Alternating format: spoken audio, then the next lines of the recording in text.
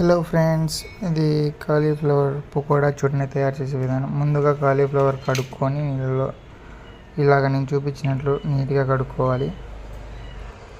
అల్లం వెల్లుల్లి పేస్ట్ వేసి మరి పచ్చిమిరపకాయలు ఇంకా కరివేపాకు అన్నీ వేయాలి. నేను చూపిస్తున్నాను చూడండి వీడియోలో.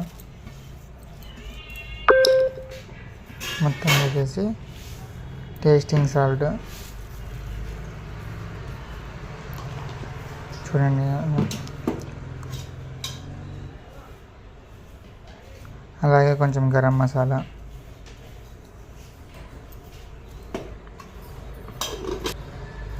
అలాగే కొంచెం పసుపు,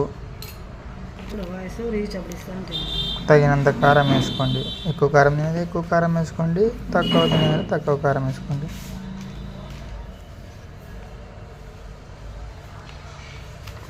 అలాగే ఇంకా కొంచెం కారం వేసుకుంటాం. ఉప్పు తగినంత.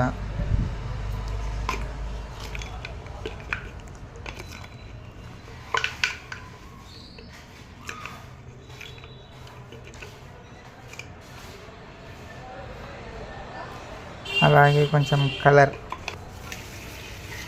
బాగా మిక్స్ చేసి బాగా కలుపుకోవాలి. కలుపుకున్న తర్వాత ఇప్పుడు కొంచెం కార్న్ఫ్లవర్ వేసాక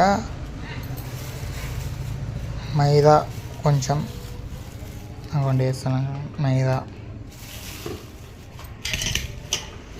ఇప్పుడు బాగా పూర్తిగా కలుపుకోవాలి.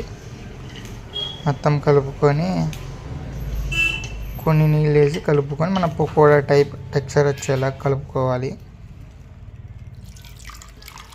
నీళ్ళు వేసి బాగా కలుపుకొని మన పకోడా టైప్ టెక్స్చర్ వచ్చేదాకా కలుపుకొని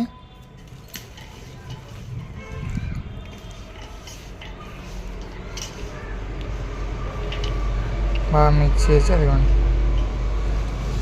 మన పకోడా టైప్ రావాలి టెక్స్చర్. వచ్చిన తర్వాత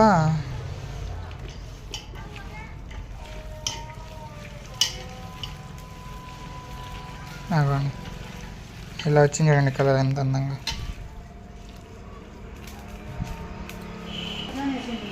ఇప్పుడు నూనె బాగా వేడి చేసుకొని నూనె వేడయ్యాక అందులో మనం కలుపుకున్న కాలీఫ్లవర్ పకోడీని అది ఇలా వేయాలి.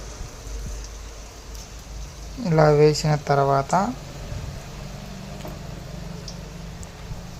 అలా వేసి